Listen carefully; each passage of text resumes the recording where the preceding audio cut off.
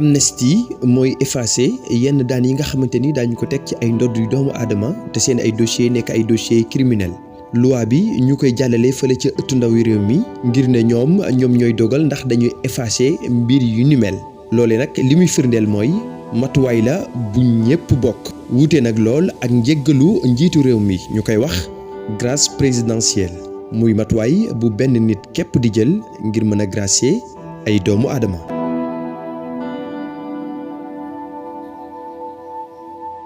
dal leen ak jàmm ci Sàmm Sunu Moomeel ñu bëgg andi ay leeral jëme ci amalgame mbaa campagne de manipulation bi nga xamante ni ay nit ñu ngi koy amal jamono ji ngir bëgg la nëmal xelu askan wi loolee nag jëm ci loi amnistie bi jur coow li gannaaw ba nga xamante ni député bii di Amadou Ba bu Pastef daal dina def ab proposition de loi portant sur l'interprétation de la loi d'amnistie déjà lan moo waral interprétation de la loi d'amnistie lan moo tax waxuñu abrogation totale de la loi d'amnistie loolee lépp daañuy indi ay leeral ci biir vidéo bi ndax réew mi nag dafa bari ñoo xamante ni ay naafeq lañ bari ay mercenaires bari ñoo xamante ne dañuy xam dëgg teg ci seen tànk nekk di def seen manin te mooy manipulation ak jéem a lëndëmal xelu askan wi loolee lépp nag du jàll.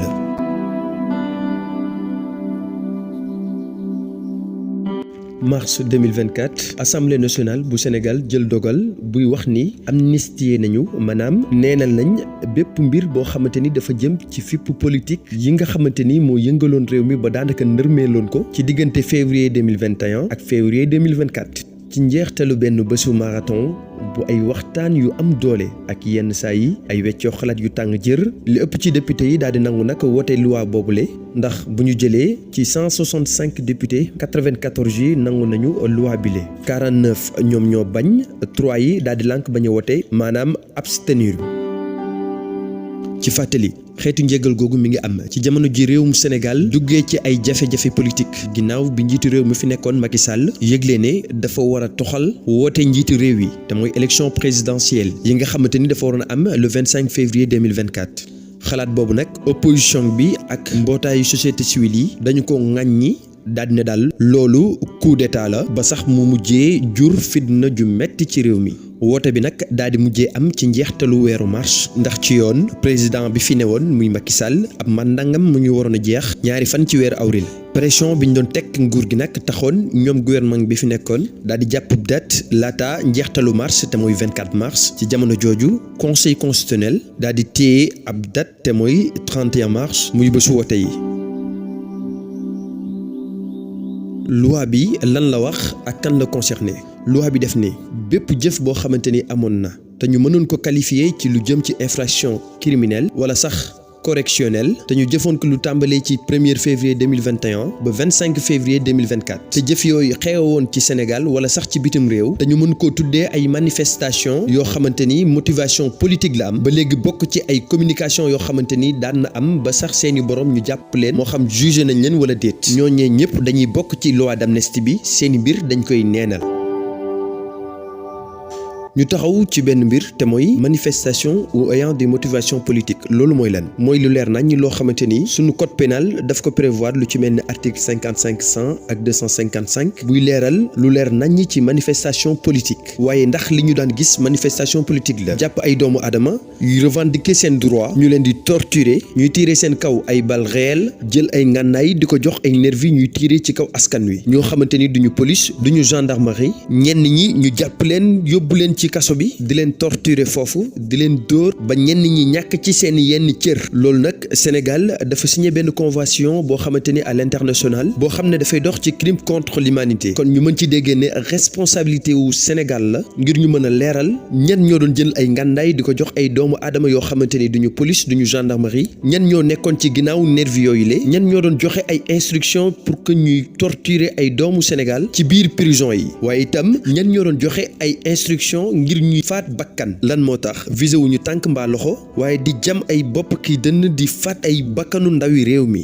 loolu bokk na ci li waral député yi nga xamante ni ñoo fare Pastef lankoon bañ a wote lii di loi d'amnistie bu nekkoon fait politique caché konoon danañu ko voté waaye ci fàttali Ousmane Sonko taxaw na publiquement mu wax ni dafa am ay faits yoo xamante ni mënuñu ko amnistier bu fekkee ne yooyu ci la bokk nañu wote non bu fekkee nag génn nañ ko ci loi d'amnistie bi mën nañoo wote oui ànd ak ñoom ci li ñu wax.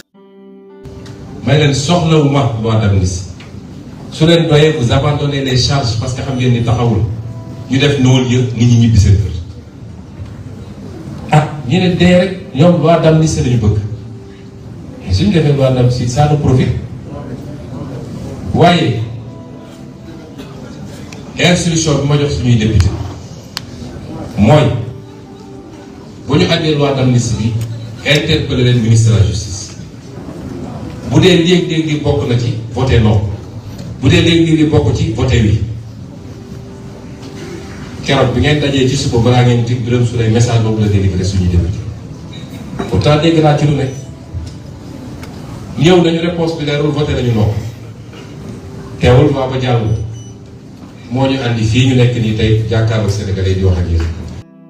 kon yaakaar naa mbir mi leer na lan moo indiwaat coow li ba tax ku ne di tëb di dal ñenn ñi di def amalgame ak ay manipulation ngir bëgg la ndëmal xelu askan wi. Amadou Ba bu Pastef dafa dugal benn loi boo xamante ni dafay interpréter loi wu amnistie loolu mooy lan càmbar ay mbir yoo xamante ni bokk na ci loi bi mbaa lu ci bokkul ñu génn ko ci mbaa ñu yokk ko ci. loi d'amnistie pour uniquement les faits politiques bu boobaa d'accord nañ ci ñu ñëw ba fii Assemblée nationale. ñu ne déet defe naa madame le ministre de l'époque moom la ko député yi fii laaj député Pastef yi mu ne lépp a ngi ci boobu maa nga woon fa ma ne woon ci sama hôtel 5 étoiles bi mais ca boobu laa fexe ba woo député yi Ayib Daffé ngi nii ne leen voter contre cette loi parce qu'on n'acceptera jamais une loi qui absout ay nit yoo xam ne la ñu def lu garaaw la et c'est pourquoi nos députés ont voté contre. ñi nga xamante ni nag dañuy jukk takk seen rajo di wax di ŋàññi proposition de loi bi nga xamante ni waa Pastef wote nañ ko amu ci kenn koo xamante ni askan wi ñor na la seen bopp lañ fi nekkal mbaa sax am ñu nekk seen ginnaaw ngir ñuy gën di wéyal di amal manipulation ngir lëndëmal xelu askan wi képp koo xamante ni bëgg nga ñu leeral faits criminels yi. torture ak itam les crimes de sang yi nga xamante ni nguuru Macky Sall bi fi nekkoon daan na ko teg askanu Sénégal rawatina ñi àndoon ak leader Pastef bile di Ousmane Sonko di nga ànd ci proposition de loi bi nga xamante ni waa Pastef woote nañu ko. manipulation bi nag du jàll lépp lu ñu fi andi daañu ko dajji sànni ko si àll ba leeral askan wi ba mu leer nañ ci seen bopp te ñun li ñu gëm mooy ñii nga xamante ni ñooy mbel yi di wax dafa am ñoo xamante ni ñoom dañuy rendre compte wala mu am ñoo xamante ni dañ leen di jàppal tànk waaye yooyu bu ñu koy def ñu génn ci askan wi ndax dañoo toll ci tournant bu décisif ñu toll ci jubbanti réew mi ak tegaat réew mi ci yoon ndax buñ nee amnistie duñu amnistier ay faits yoo xamante ni dafay concerner ci suñu président de la république concerner itam le premier ministre ak ay ndaw yoo xamante ni dañ leen di jàppoon tëj leen ci kaso bi te defuñu dara ba dara booloo jeex kon lu fi am moom mooy interpréter waat loi bi càmbaraat ko xool ñi nga xamante ni ay daan yell na ñu teg ko ci seen kaw ngir ñu mën a feeñal dëgg gi ci ñi ñu faat seen bakkan ak ñi ñu jàpp di leen torturer ñenn ñi ñàkk ci seen i cër ñenn ñi ñàkk ci seen ay liggéey ñenn ñàkk ci seen ay matériel ba faaw loolu mooy li nga xamante ni moom moo war a am te moom la waa Pastef woote les malhonnêtes ñi nga xamante ni nag gëmuñ dara ndax Sénégal teg ci yoon du leen arrangé li leen di dundal mooy réew mi coow di fi am mbiicoo ak mbaaloo di fi am askan wi di réeroo ak ñi nga xamante ni ñoo jiite réew mi tey bu ko defee ñuy mën di mbeli seen ay mbir di baax waaye loolu gas yi jeex na kon ñoo ngi leen di gërëm di leen jaajëfal yéen ñi nga xamante ni ñu doon topp ci Sàmm Sunu Moomeel ñi abonné gul nañu abonné di liker di partager vidéo yi jaa ngeen jëf